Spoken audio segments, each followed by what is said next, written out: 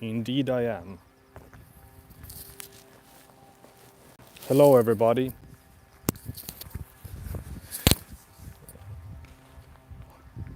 Hope you guys are enjoying your Eastern times. Me myself having not much of an Eastern, I could tell you that. It's like a long weekend. People were off Friday, apparently people are off tomorrow also. Public holidays. And that's pretty nice. For me, yeah, I don't know if I will be much. I mean, I have been off the whole weekend since Friday actually also. I mean, I've not been working, I've not been studying necessarily too much, but there are a few things that I need to do actually today probably.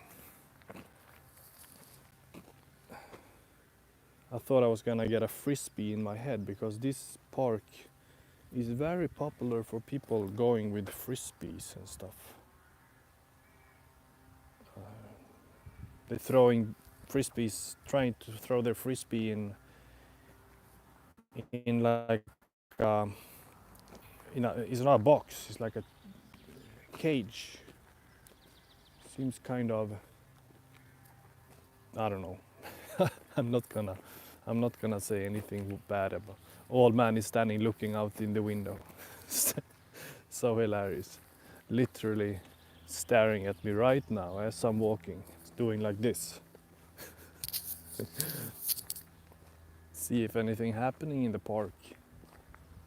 I wonder if those buildings, I'm still wondering, are they like these houses there? Are they are they retiree homes? Aged care homes? I don't know. I couldn't say, but from what to judge, seeing that old man, it is, but it doesn't necessarily need to be because of that. Yeah. Many people out walking today, and myself included, because you just gotta get out and walk a little bit if you're not running.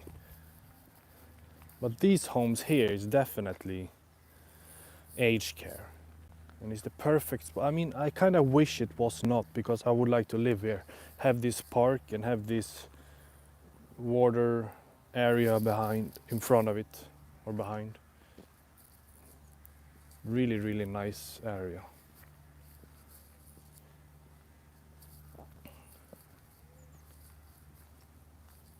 Yeah, so I didn't really, it's not much of an Eastern for me. I didn't manage to get home. It's far to go home to where I'm coming from and to my family and so on.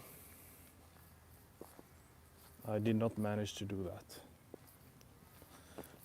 Got a lot on my plate already, like everybody else. And that's all right. It's coming a huge group here. So don't mind me getting a bit quiet. Actually, I'll do this.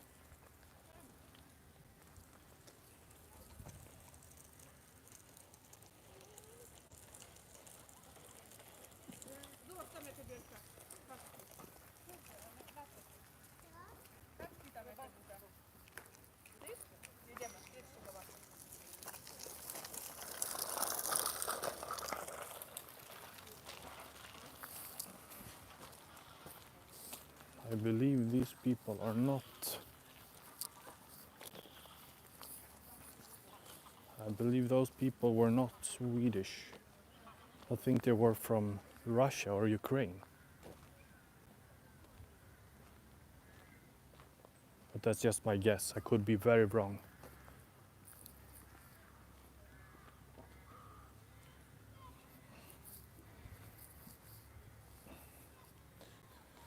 But I wanted to talk about something else. I wanted to talk about life as an expat. Life as an expat, for those who don't know, expatriate is the right terminology. Is a dead flower? Is a dead bird in there? Yeah. So bad. But I guess it happens. Yeah, expatriate is the correct terminology, I believe. And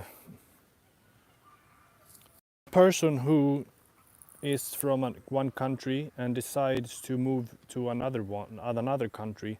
I mean, it's actually very similar to a like an immigrant or, but immigrant for me is somebody who has, and correct me if I'm wrong, but it's for me somebody who is actually moving to another country because they had like political reasons, or they are politically suppressed, they are religiously suppressed, or there are any other kind of social reason for immigrant for an immigrant to move somewhere else. So that's why I don't use term immigrant in my own case when I moved to other countries and lived there, for example. I What else do we have?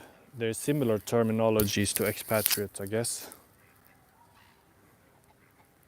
My mind stands still now, but I guess that's the major one. And so an expatriate is, in this regard, somebody who is privileged enough, and not always privileged. It could be somebody who just get a job opportunity to work in another country, but that could maybe fall under the immigrant also. Or that is more like a work migrate. I don't know if that works, but it's more of a person just moving to work, like me, for example. But you could fall into the category um,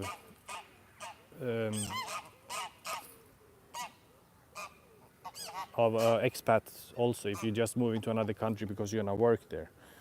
So that is my case. But why? What is going on here? Come on.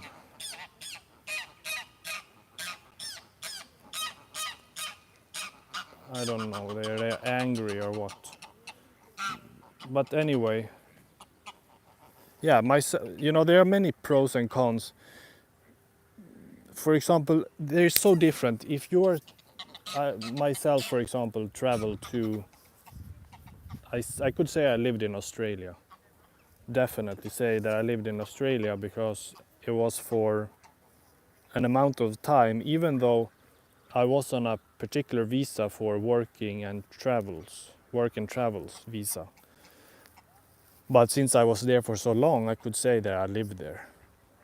But it's also another kind of lifestyle when you just move somewhere to see, experience, travel around, work a little bit to sustain, stuff like that. I think that is a very, very different thing from you going somewhere to work permanently and actually going to live there and have kind of like a normal life. That's why that kind of travel, when you just work and travel, is more of a backpacker experience, I think. So I don't think that that kind of lifestyle is necessarily um, an expat in that regards. I don't think so. So, for example, my experience in moving to Portugal, there was more of a expat situation. And there's many people, particularly, I mean, all over the world in different countries, but I think in Portugal is very interesting in this way. There's so many people going there because of this hype. It's a hype in the sense of investing and living there. And I did a research on this last time I went to Portugal over Christmas and New Year's. But that time I investigated more the phenomena of digital nomads.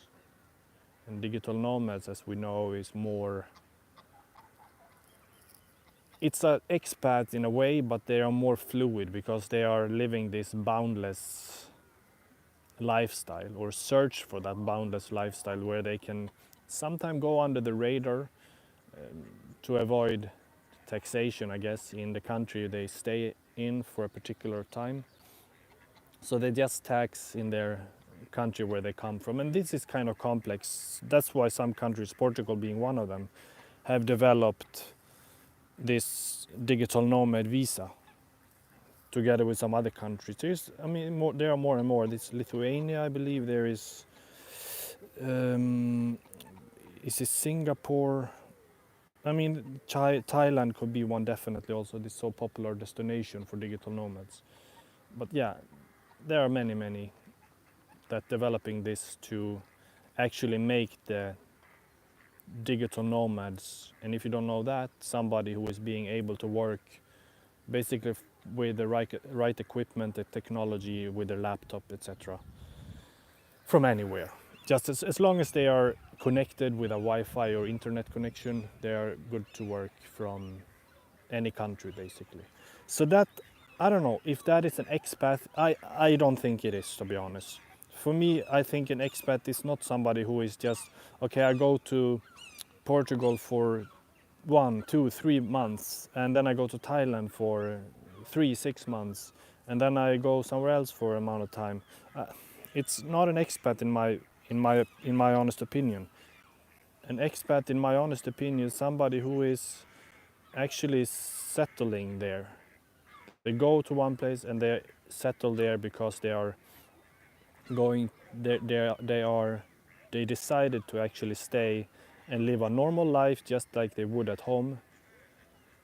And what I mean with normal is always, of course, very relative, and it's differs. But you sometimes you have a job, sometimes you are just you can be retired also. There could be an expat who is retired in another country also, for sure. But that is anyway. So digital nomads, I think, is a whole other category, and I am very interested of that lifestyle because I can identify with being a digital nomad myself to a certain degree, because I did work like boundless, or a remote, I should say. A remote worker is also very different from a digital nomad, because a remote worker is just somebody who can work also from anywhere. It could be a different country, another country, but there's also limitations to being a remote worker. So in my case, being able to work remotely, but within Portugal basically. And yeah, I am interested in this phenomena because it really is a phenomena where a lot of people from privileged situations and privileged life, like they're having a good job, but they are able to do it from a laptop. And that could be any job, but most people associate that with like lifestyle bloggers, tech jobs, marketing, programmers, stuff like that, positions like that. Many people, they identify or associate a digital nomad with that, and that is, yeah, most of the case true.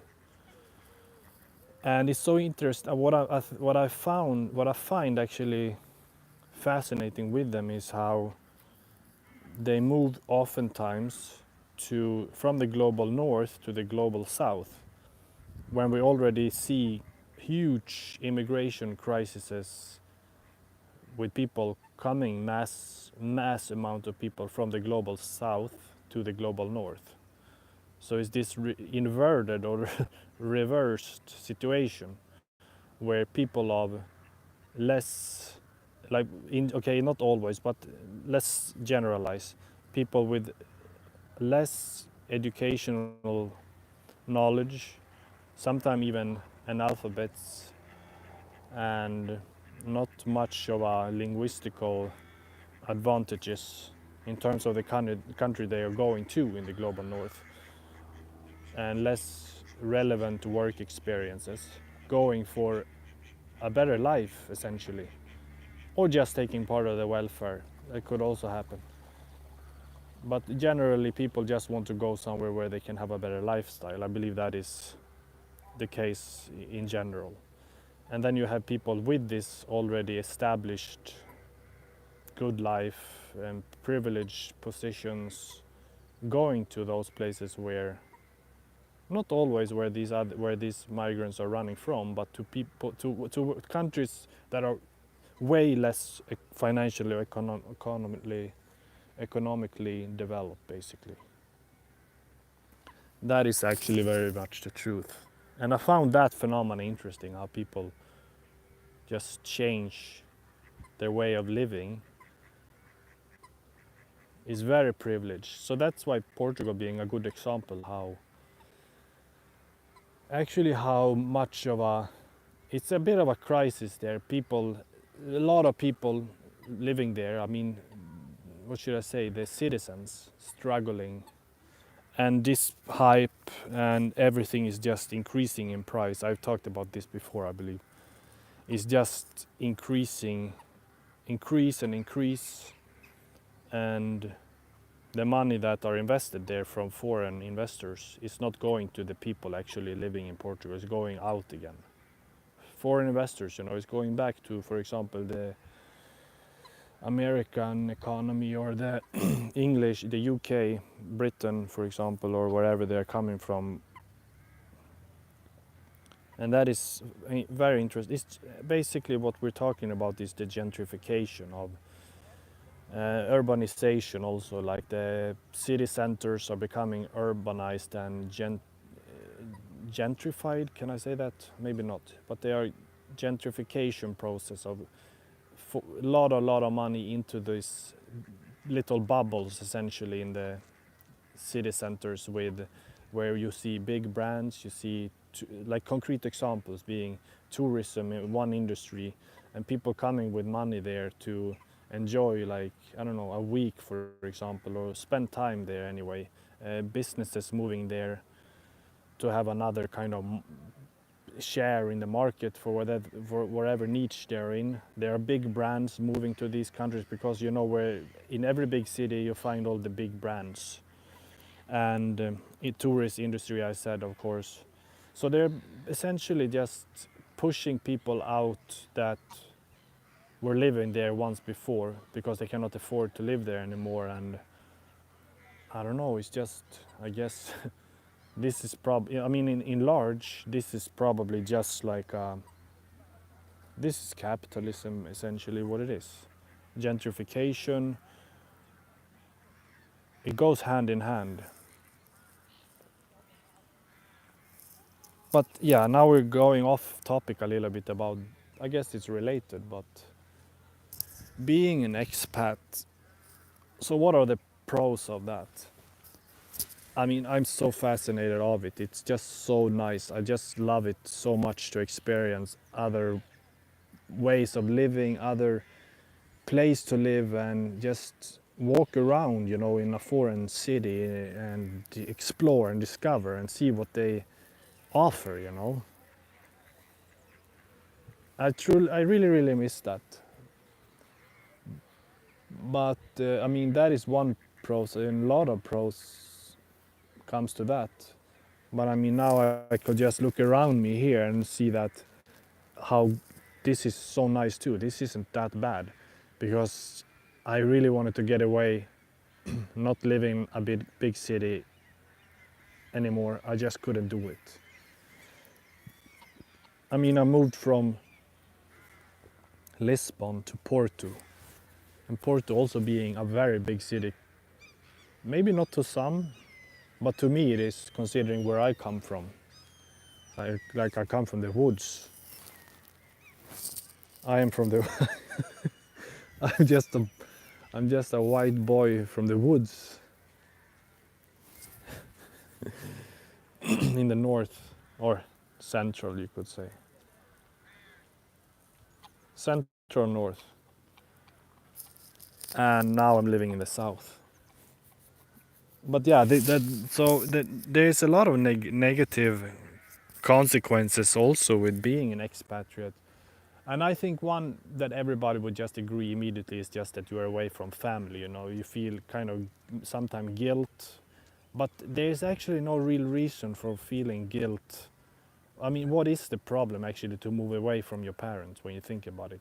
Of course, if they are old and struggling and having some kind of problem, you want to be available, you want to be there to help. At least I want to. because that's the relationship I have with my family, that I want to be there and help, but I know they are, I mean, I'm pretty sure, yeah, they do have a good life.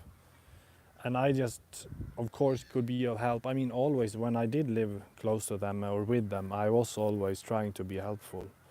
There are things that that I see now that I could do much better, obviously. But in general, I think that I did always try to be available. Although it didn't appear so sometimes, at least I think so. It didn't feel so. But anyway, that's for another discussion. That is one. I think because I mean, imagine your parents. They want you. They don't want you to live there. Your parents want to live their life. Once you grow up, they want you out of there. You know, it's normal. And so me living here, I don't think it makes much of a difference whether I live in another country or here in Sweden, but in another place. It doesn't make a difference at all, actually. To be honest, I don't think it makes much of a difference. Oi, oi, oi. Why are they here around me? Or actually, I went down to these guys. I'm talking about the birds. But these guys, they came closer. Maybe they thought I had food with me. But anyway, yeah, so I think that it's different situation if you are if you are if you have your family of your own. If I, for example, had my own family, I couldn't just I could, in my opinion, I just couldn't do it. I just couldn't like become an expat, change my lifestyle for and just leave them behind. That's not what I could do. Everybody have their own lives and everybody have their own issues that happen, that I understand fully. But that would be the case. I think the case would be in that situation, in that scenario, to bring them along. That makes more sense. Then you're changing, and I see many people coming to Sweden, for example, or other countries. They are moving their whole family. You know, they're going to start a new life somewhere else, and they are aiming to become citizens of this particular country where they moved. So I think that is also you could say that is an expat family, I guess. But many people associate expats with, at least I do. I mean, I've been following this community for many years. Let me see. It's pretty much 10 years, I think. It's maybe even more. Because when I started travel and then I came back, I was so interested about people living in Southeast Asia, for example. I've been there. I really, really thought it was amazing, and this, yeah, I thought it was just. I think it's just amazing, and I found so the image I have of expats is like a lot of people from like Australia, guys, mostly men, like single men. Maybe they are in their 50s, 60s, and just hanging out. Like, now I give a bad view of expats, okay? But let me give that first. This like UK, US, Aussies, Irish, some German here and there. Mostly those kind of nationalities, at least from my experience. 50s, 60s, as I said, just hanging out in bars and really just how can I express myself? Just getting by a little bit like that, you know. Not much of a lifestyle. It's just like you moved yourself here, but what are you actually doing? You're just like a consumer a little bit, and that's fine. I mean, go out and enjoy yourself in all honor, absolutely. So that's kind of one image I have, and then I have the other image, which is expats who is sometimes the same age, but also younger, and more women that have moved their life because they just wanted to seek something different. they did have an okay life where they came from, but they just wanted to seek something, some challenge in their life. They wanted to have an experience, basically. And I think I could put myself in there, in that category. I happened to get a job in Portugal in this case, and I just went with it, you know. I was supposed to be with somebody, but that didn't happen. I just decided, no, this was already a part of my plan. Once I graduated, I am going to move to another country and live like a normal person, or should I say a normal lifestyle. But I mean, normal lifestyle. I don't really think it was normal, it never become normal, because imagine you're on your own, you're starting over in a completely new country you have never been before. So how can that be normal? It's not. But in the sense of like work, a home, those things was more. Those aspects were kind of normal for sure. And I really do appreciate my time there, because I had a lot of experiences, and I had a lot of how can I say, self exploration or self discovery, and a lot of self work and a lot of creativity aspects of myself took place in that country, that I laid like a foundation for that. Partly what I'm going to work, or am working on now also, but that is not over, you know. That is, you can see it as a chapter. I think that in one life you live, you have many chapters, and just because that chapter is like over in a way, it's not over. I mean, I still have connections there. I still have my creative aspects or creative projects that were like the foundation built there. It's still, how can I say, it's still stretching into my next chapter, which is here. That's a good way to say it, I think. I think that makes sense. It makes sense to me.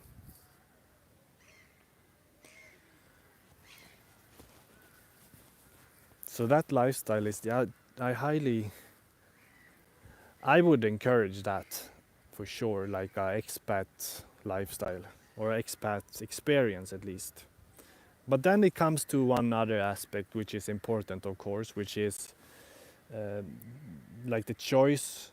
Where are you going to become an expat? Like, what is your destination, and how are you gonna do it? Because I don't really believe in some people I have encountered. They have had the mindset of just pack your bag and go, basically, and that is kind of a hard way of doing it, you know. And I think that is not the way I would recommend it, because I have that seriously encountered some people who advocated that, they approach their journey this way. In a way, I actually did also before I left, but of course I had somewhere to go to specifically, and I had planned as much as I could before, not very much. But I think if you are becoming an expat it actually doesn't really matter your age, because it gets down to obviously the financial part also. Are you just going somewhere with a couple of grand in your pocket, and and then what? You know, is it just gonna be like a little bit of an extended holiday? For many people, I think that's how it ends up, and that is not an expat experience at all. You need some serious preparation for it, and I've been thinking about this for years, even before it happened for me. And now I moved back. I decided that was the right option for me. It just felt not challenging anymore. I felt I couldn't get anything out from. I think this is what I think about Portugal, in the sense of being an expat there. It's not a good place, because you imagine, was I 28 when I moved there? I was about to be 28. Yeah, I was young, very young. And obviously was like just graduated, basically. I think that to build a life there, can be good. It can definitely be good if you are having the right how should I say, you have the right network, you have the right um, important aspects. How can I put it? For example, if you have your own business and you're having the right setup and you're having the right terms and conditions, sounds so boring to say that, but you know what I mean. You having the correct, you are set up in a way financially, so you don't need to. I mean, even if you need to work and everything, you are not dependent on working for like just a normal job for a Portuguese if you learn the language. You know, that's what I mean. I don't think Portugal is a good country to go to build your career. Absolutely not, because the conditions there and the work culture in Portugal is ridiculous. You don't, in general, you don't want to work for a Portuguese company. There are good exceptions. There are always exceptions. I think my experience was in general very good. There are some aspects that is definitely like questionable and stuff like that. But like as a whole and in general, I am very lucky and I appreciate and fortunate and grateful. I just saw it came to an end in terms of like develop growth and getting new challenges, you know, in that way. So I think back to if you're gonna become, you're aiming for becoming an expat in a country, you would like to have a long-term plan for that.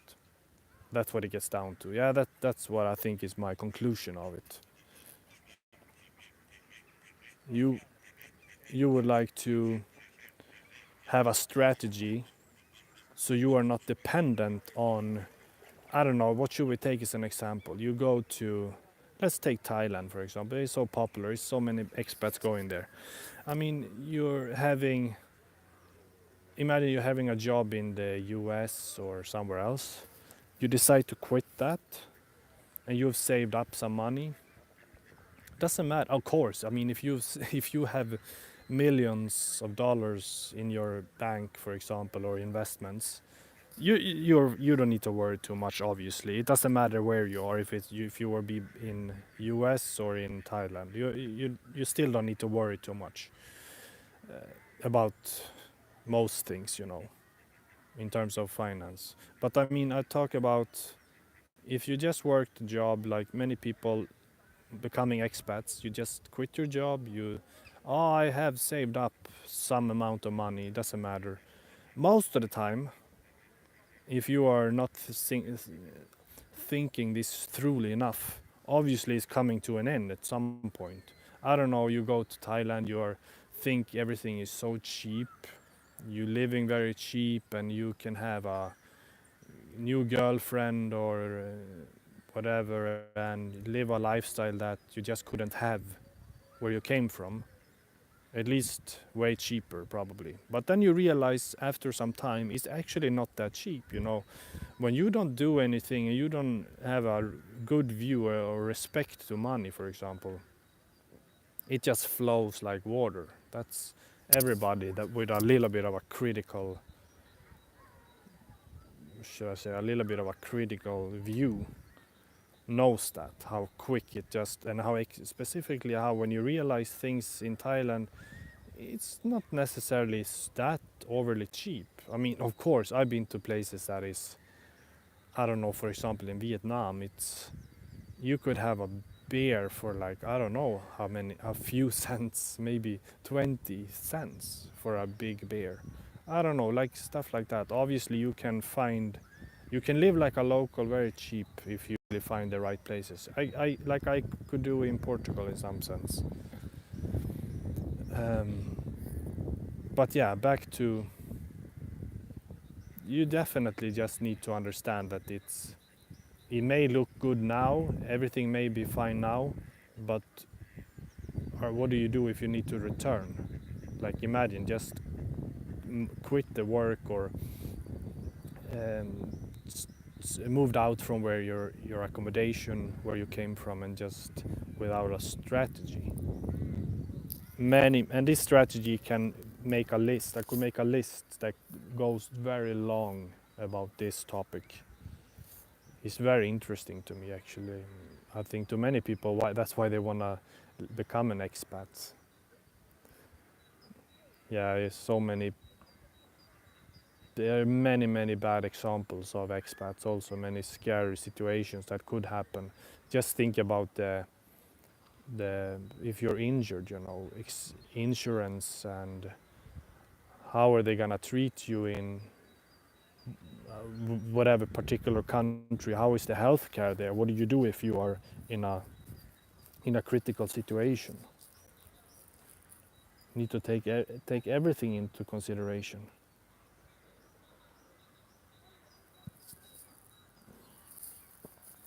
So that's what I'm thinking. The best thing is obviously to trying to set up a system. I mean, of course, if you are at the age of being retired and you know that this can sustain you to wherever you aim to move, of course, that's all right. But I think the best would be to trying to set up a system that can finance you so you are not dependent on any savings because you just want to move the location. That would be the absolute best recommendation. And now I'm talking, of course, maybe not everybody would have those opportunities, but it would be for your advantage, of course, to have a system set up that will actually be a safety, become like a safety net, like a financial safety net towards your own. But that's for sure. That's quite for sure. That's quite obvious.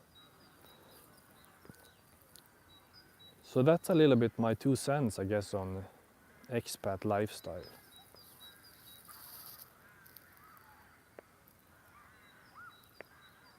I think I'm just trying to think if I had another kind of situation, if I would have stayed and lived further in Portugal as an expat.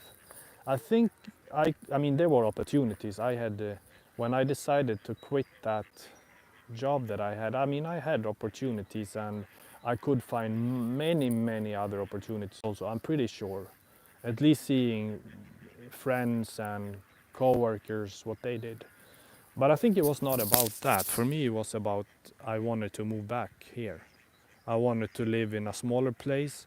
I wanted to go back to study.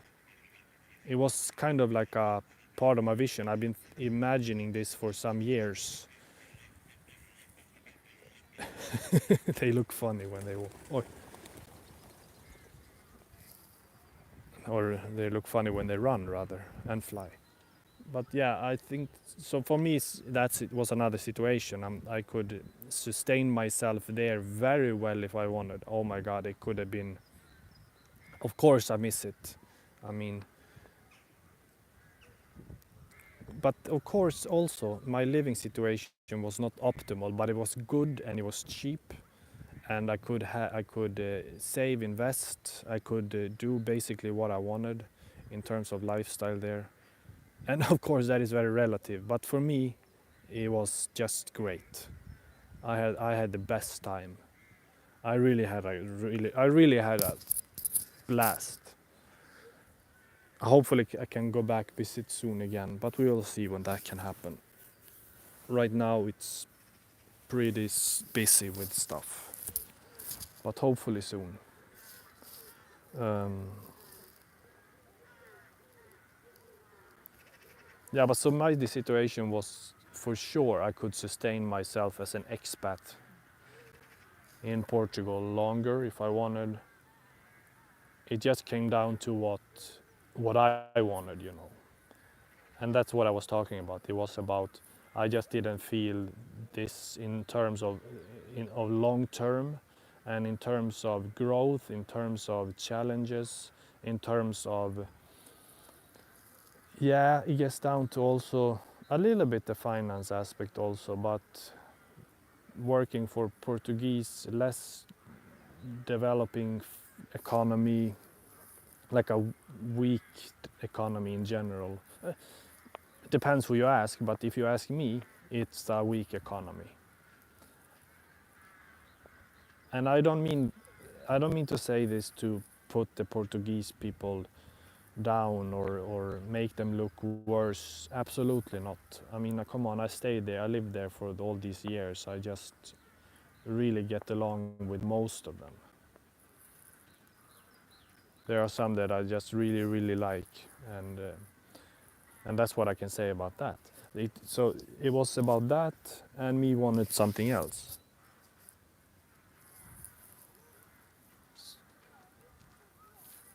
So that's what it is with that.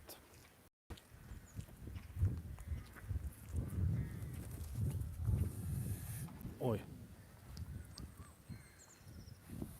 They are scared, those geese. They are making like a snake sound to me. Like, strange, I didn't even do anything.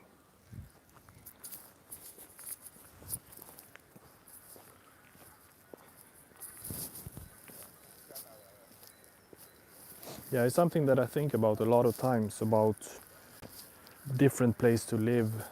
It even started like when I was very young. It probably even started like when I was 16, 17, 18. I remember first time I went to the United States. I just felt so, I just liked it so much there. And I had another picture of the United States back then compared to what I have now.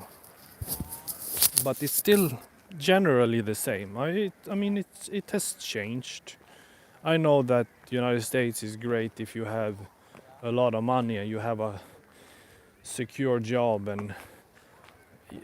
but yeah, I've seen many scary situations, horror situations about the United States, like, and that applies actually wherever you live. It applies to anywhere, that you cannot just live a lifestyle above your expenses actually, or how to say, you cannot just accumulate a lot of material stuff that you are actually not you are not how should I say, you cannot accumulate a lot of material possessions, and I'm talking like whatever stuff, just stuff that you're not good for.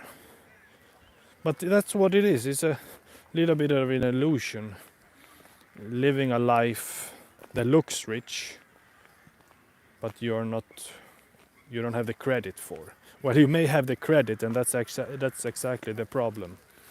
Living a whole life on credit. And then there comes some crisis, or you're having some difficulty or illness.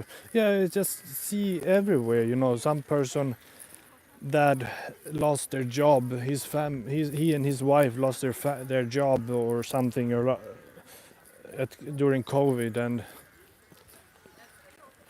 and then he had some disease and all their savings went to that, and then he basically ended up bankrupt because of how bad the insurance was, something like this.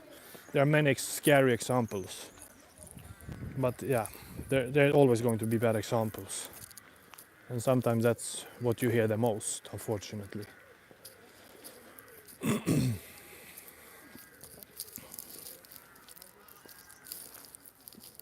So I've been interested in, but I mean, yeah, I was thinking moving to, what if you want, would I want to live there?